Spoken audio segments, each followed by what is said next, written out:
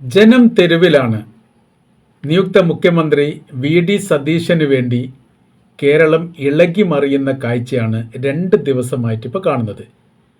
3 നേതാക്കന്മാർ തുല്യമായ രീതിയിൽ മുഖ്യമന്ത്രി സ്ഥാനം ആവശ്യപ്പെട്ടതോടുകൂടി കൃത്യമായിരിക്കുന്ന ഒരു നിർദ്ദേശമോ പരിഹാരമോ ഉണ്ടാക്കാൻ സാധിക്കാതെ AICC പ്രയാസപ്പെടുന്ന ഒരു പ്രത്യേക സാഹചര്യത്തിലൂടെയാണ് ഇപ്പോൾ കടന്നു പോകുന്നത്.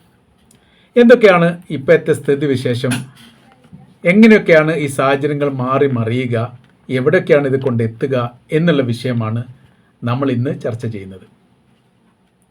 ഇപ്പോൾ നിലവിലെ സാഹചര്യത്തിൽ KPCCക്കും AICCക്കും പരാതിയുടെ പ്രവാഹമാണ്. അത് സംഘടനാ തലത്തിലും മുന്നണി തലത്തിലും വ്യക്തിപരമായും പിന്നെ മറ്റ് സാമൂഹ്യ സംഘടനകൾ വേറെയുമായിട്ട് ഇപ്പോൾ ഇത്തരം പരാതി പ്രവാഹങ്ങൾ പ്രവഹിച്ചു കൊണ്ടേയിരിക്കുന്നു.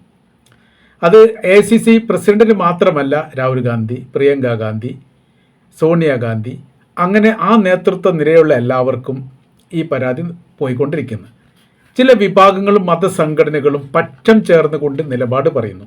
അഥവാ കാന്തപുരം വിഭാഗം ഇപ്പോൾ KC വേണുഗോപാൽ വേണം എന്നുള്ള ഒരു അഭിപ്രായം ഇപ്പോൾ പറഞ്ഞിരിക്കുകയാണ്. പറയുക മാത്രമല്ല, AICCക്ക് അത് വിഷയമായിട്ട് ബന്ധപ്പെട്ട് ഇമെയിൽ അയച്ചു എന്ന റിപ്പോർട്ടും പുറത്തു വരുന്നു. അവർ പറഞ്ഞ ആന്റണി ദേശീയ നേതാവായിരുന്നല്ലോ, അതേപോലത്തെ KC വേണുഗോപാൽ ദേശീയ നേതാവായാലും മുഖ്യമന്ത്രിയായിട്ടും മറ്റുള്ള പ്രദേശത്തുമൊക്കെ അല്ലെങ്കിൽ മറ്റു സംസ്ഥാനത്തെ വിഷയത്തിലൊക്കെ ഇടപെടാൻ വേണ്ടി അദ്ദേഹത്തിന് സാധിക്കും എന്നാണ് പറയപ്പെട്ടത്. ഇവിടെ നടന്ന സംഭവം എന്നുള്ളത് നമ്മൾ നോക്കാം. ഈ ഇലക്ഷൻ്റെ സ്ഥാനാർത്ഥിത്വം പ്രഖ്യാപിക്കുന്നതുമായിട്ട് ബന്ധപ്പെട്ട് കർക്കശമായിരിക്കെ ചില നിലപാടെടുത്തു. അതിൽ MP-മാർ മത്സരിക്കേണ്ടതില്ല എന്ന് തീരുമാനിച്ചു. അതിൽ KC വേണുഗോപാൽ അദ്ദേഹമുണ്ട്, അദ്ദേഹം AICC സെക്രട്ടറിയാണ്. അദ്ദേഹം അടക്കം അതിൽ നിന്ന് മാറി നിന്നു, മത്സരിച്ചതേയില്ല. പിന്നീട് രാഷ്ട്രീയ രംഗം വല്ലാത്ത രീതിയിലാണ് റിസൾട്ട് കൊണ്ടെത്തിച്ചത്.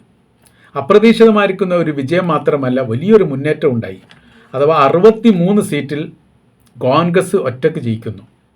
അങ്ങനെ വന്ന സമയത്താണ് ഇപ്പോൾ ഏറ്റവും വലിയ ഘടകകക്ഷിയായിരിക്കുന്ന മുസ്ലിം ലീഗ് ഇല്ലാതെ പോലും കേരളം ഭരിക്കാൻ പറ്റുന്ന രീതിയിലേക്ക് വന്ന സമയത്താണ് KC വേണുഗോപാൽ മുഖ്യമന്ത്രി സ്ഥാനം ആവശ്യപ്പെട്ടത് എന്നൊരഭിപ്രായം ഇതിനിടയിൽ തന്നെ പുറത്തു വന്നിട്ടുണ്ട്. അപ്പോൾ പിന്നെ അദ്ദേഹം ഈ മുഖ്യമന്ത്രി ആകുന്ന സമയത്ത് 2 വിഷയം അവിടെ നിലനിൽക്കുന്നു. ഒന്ന്, ലോക്സഭാ MP-യാണ് നിലവിൽ ആലപ്പുഴയുടെ, അത് രാജിവെക്കണം. പിന്നീട് എന്താവണം? നിയമസഭയിലേക്ക് മത്സരിക്കണം. ലോക്സഭാ MP രാജിവെച്ചിട്ട് നിയമസഭയിലേക്ക് മത്സരിക്കണം. ഇത് രണ്ടും ഇപ്പോഴത്തെ സംഘർഷാവസ്ഥയിലേക്ക് നീങ്ങുന്ന രാഷ്ട്രീയ സാഹചര്യത്തിൽ വലിയ പ്രയാസമാണ്. രണ്ടും ജയിച്ച് കയറൽ അനിവാര്യമാണ്. അപ്പോൾ അങ്ങനെ വരുന്ന സമയത്ത് പാർട്ടി പ്രതിസന്ധിയിലേക്ക് നീങ്ങും എന്നുള്ളതാണ്. ഇതിൽ 2 വിഷയങ്ങളുണ്ട്. അതിലൊന്ന്, 3 നേതാക്കന്മാർ രമേശ് ചെന്നിത്തല, KC വേണുഗോപാൽ, V.D. സതീശൻ, ഇവരാണ് മുഖ്യമന്ത്രി സ്ഥാനം ആവശ്യപ്പെടുന്നത് പൊതുജനങ്ങളിലേക്ക് എത്താത്ത തരത്തിൽ ഈ വിഷയം കൈകാര്യം ചെയ്യുന്നതിൽ നേതാക്കന്മാരും പാർട്ടി ഒരു പരിധിവരെ പരാജയപ്പെട്ടു. ഇങ്ങനൊരു ആവശ്യമുണ്ടെങ്കിൽ വിഷയമല്ല, ഒരു ദിവസം നിശ്ചയിക്കുക. ഇപ്പോൾ ഞായറാഴ്ച മുഖ്യമന്ത്രി പ്രഖ്യാപിക്കും എന്ന് പറഞ്ഞു, അത് തിങ്കളാഴ്ച ചൊവ്വാഴ്ച പ്രഖ്യാപിക്കും എന്ന് പറഞ്ഞിട്ട് ഈ വിഷയം പുറത്തറിയാത്ത രീതിയിൽ ഒപ്പിക്കുന്ന കാര്യത്തിൽ പരാജയപ്പെട്ടപ്പോൾ അഭിപ്രായങ്ങളായി തമിഴ്നാട് സിനിമ സ്റ്റൈലിലുള്ള സ്ഥിതിയിലേക്ക് വന്നു. അത് വലിയ ഫ്ലെക്സിൻ്റെ മേലെ പാലൊഴിക്കുന്നു, പ്രകടനം നടത്തുന്നു, മുദ്രാവാക്യം വിളിക്കുന്നു, അങ്ങനെ പക്ഷം ചേർന്നിട്ട് തിരിയുന്ന ഒരു സ്ഥിതിയിലേക്ക് വന്നു. അതോടൊപ്പം ഈ പരാതിയിൽ, അതായത് AICC കൊടുത്ത പരാതിയിൽ പ്രത്യേകമായി പറയുന്നത് MLA-മാർ ഏറ്റവും കൂടുതൽ ആരുടെ ഭാഗത്താണോ അവർക്ക് കൊടുക്കുക എന്നുള്ളത് അത് പ്രായോഗികമല്ല.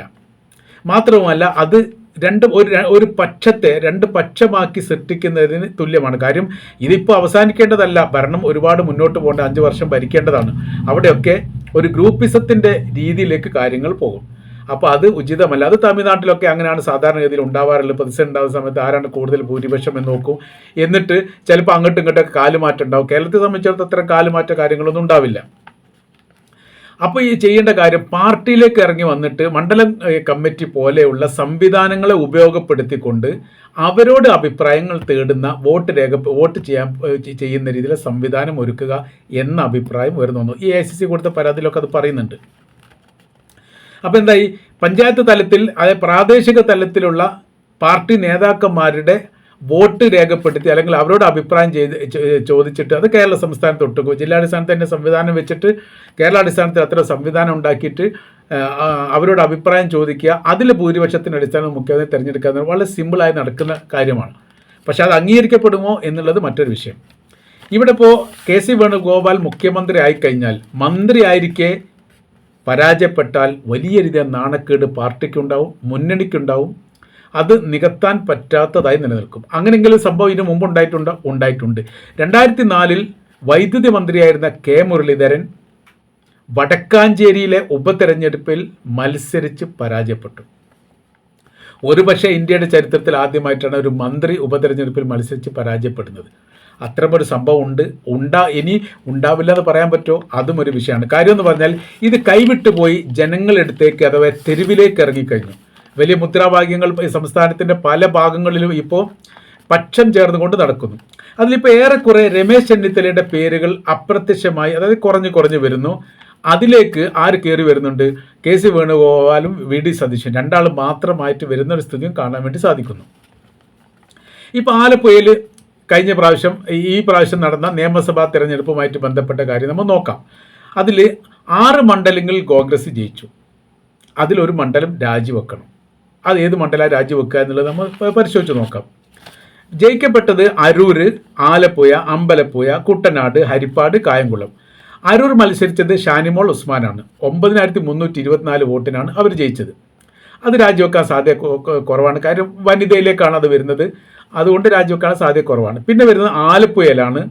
അത് എ.സി. തോമസ് ആണ് മത്സരിച്ചത്. 21015 വോട്ടിനാണ് അദ്ദേഹം ജയിച്ചത്. കഴിഞ്ഞ പ്രാവശ്യത്തെ മാർക്സിസ്റ്റ് പാർട്ടിയുടെ സ്ഥാനാർത്ഥിയെ പരാജയപ്പെടുത്തിയിട്ടാണ് ആലപ്പുഴയിൽ ഈ വിജയം നേടിയത്. യഥാർത്ഥത്തിൽ ആ മേഖല സാധാരണഗതിയിൽ ഇടതുപക്ഷത്തോടൊപ്പം ചേർന്ന് നിൽക്കുന്ന മേഖലയാണ്.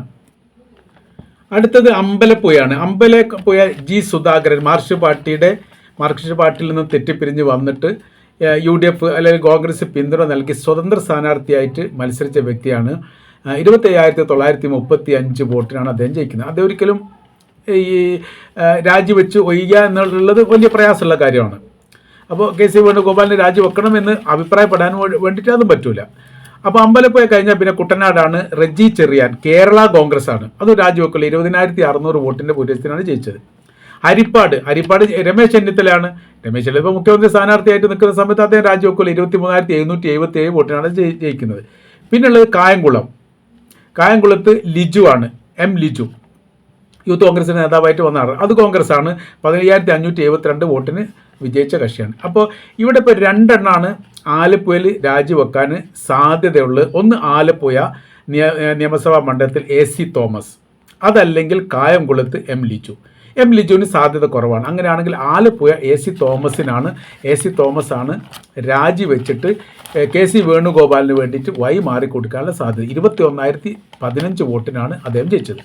അപ്പോൾ നമ്മൾ നോക്കുന്ന സമയത്ത് 2024 CPMലെ PP ചിത്തരഞ്ജൻ ആയിരുന്നു ഇവിടുത്തെ MLA. 11644 വോട്ടിനാണ് അദ്ദേഹം ജയിച്ചത്. അഥവാ അത് മാർക്സ് പാർട്ടിയുടെ സീറ്റാണ്. ആ സമയത്ത് രണ്ടാം ഘട്ടത്തിൽ ഈ പ്രാവശ്യം പിടിച്ചെടുത്തു എന്ന് മാത്രം. 11644 വിജയിച്ച അദ്ദേഹം പിന്നീട് ഇപ്പോഴത്തെ ആ തരംഗത്തിൽ ജയിക്കുന്നത് ആലപ്പുഴ 21015 വോട്ടിനാണ്. ഇവിടെ കനത്ത രീതിയിലുള്ള മത്സരം നടക്കും. ആ മത്സരത്തിൽ കെ.സി. വേണുഗോപാൽ വിജയിച്ചിട്ടില്ലെങ്കിൽ മുഖ്യമന്ത്രി ആയിരിക്കെ പരാജയപ്പെട്ട ഒരാൾ എന്ന നിലക്ക്, അല്ലെ ഒരു നേതാവ് എന്ന നിലക്ക് ചരിത്രം രേഖപ്പെടുത്തും. ഏതുപോലെ വൈദ്യുതി മന്ത്രി ആയിരിക്കുന്ന സമയത്ത് 2004 വടക്കാഞ്ചേരിയിൽ വെച്ച് കെ മുരളീധരൻ പരാജയപ്പെട്ടതിന് തുല്യമായ രീതിയിലുള്ള ഒരു പരാജയമായിരിക്കും. അത് ഇന്ത്യയിൽ അറിയപ്പെടും. മാത്രമല്ല അത് പാർട്ടിക്ക് ക്ഷീണം വരും, ദേശീയ തലത്തിൽ ക്ഷീണം വരും, വലിയ പ്രയാസം ഉണ്ടാകും. ഇനി ലോക്സഭയിൽ നമ്മൾ നോക്കുന്ന സമയത്ത് 2024 ലോക്സഭ കഴിഞ്ഞ പ്രാവശ്യത്തിൽ ആലപ്പുഴയിൽ 63513 വോട്ടിനാണ് ഇപ്പോഴത്തെ നിലവിൽ കെ.സി. വേണുഗോപാൽ ജയിച്ചത്. ഈ UDFന്റെ തരംഗത്തിലാണ് ആ ജയം ഉണ്ടായത് എന്ന് ഒരു പ്രത്യേകതയുണ്ട്. അപ്പോൾ അവിടെ രാജിവെച്ചിട്ട് എന്ത് ചെയ്യണം? മത്സരം നടത്തണം. അപ്പോൾ 63513 എന്ന് പറഞ്ഞാൽ കോൺഗ്രസ് ഇന്ത്യ ഭരിക്കാൻ വേണ്ടി സാധ്യതയുള്ള ഒരു തെരഞ്ഞെടുപ്പായിട്ടും രാഹുൽ ഗാന്ധി നേരിട്ട് നേതൃത്വം നൽകുന്ന ഒരു തെരഞ്ഞെടുപ്പായിട്ടും ഈ വിജയിച്ച എല്ലാ ലോക്സഭാ മണ്ഡലത്തിൽ വമ്പ ഭൂരിപക്ഷം 3 ലക്ഷത്തിൻ്റെ മേലെ ഭൂരിപക്ഷമൊക്കെ നേടിയിട്ടുണ്ട്. മലപ്പുറത്തൊക്കെ വമ്പ ഭൂരിപക്ഷം നേടിയിട്ടുണ്ട്. അപ്പോൾ അത്രയും വലിയ മഹാഭൂരിപക്ഷത്തിന് ജയിച്ച ആ സമയത്ത് 63000 വോട്ടിനാണ് ആലപ്പുഴയിൽ ജയിക്കുന്നത്. അപ്പോൾ അവിടെ വിജയിക്കുകയും വേണം, ഇവിടെ പരാജയപ്പെടാതിരിക്കുകയും വേണം. അങ്ങനെ 2 പ്രതിസന്ധി ഈ വിഷയവുമായിട്ട് ബന്ധപ്പെട്ട് ഇപ്പം നിലനിൽക്കുന്നു. അപ്പോൾ വി ഡി സതീശനാണെങ്കിൽ പിന്നെ സത്യപ്രതിജ്ഞ അധികാരം ഏറ്റാൽ മതി.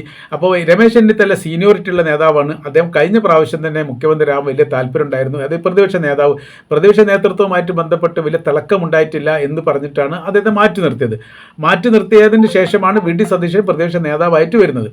പിന്നീടാണ് വല്ലാത്ത രീതിയിലുള്ളൊരു മാറ്റങ്ങൾ UDF സംവിധാനത്തിലും കോൺഗ്രസിൻ്റെ സംവിധാനത്തിലും അത് തെറ്റിപ്പിരിഞ്ഞ് മാറി നിൽക്കുന്നവരും പണങ്ങി നിൽക്കുന്നവരൊക്കെ കൂട്ടിച്ചേർത്തുകൊണ്ട് ഒരു ബഹുമുഖ രൂപമുണ്ടാക്കിയിട്ടാണ് പിന്നീട് തെരഞ്ഞെടുപ്പിനെ നേരിടുന്നത്. പ്രാദേശിക തലത്തിൽ നിന്ന് മേൽഘടകത്തിലേക്ക് വരെ നട്ടു വളർത്തുന്ന രീതിയിലുള്ള അച്ചടക്കമുള്ള പ്രവർത്തനത്തിൻ്റെ ഭാഗമായിട്ടാണ് ഇത്രയും വലിയ മുന്നേറ്റം കിട്ടിയത് എന്ന് തീർച്ചയായിട്ടും പാർട്ടി പ്രവർത്തകർ വിശ്വസിക്കുന്നു.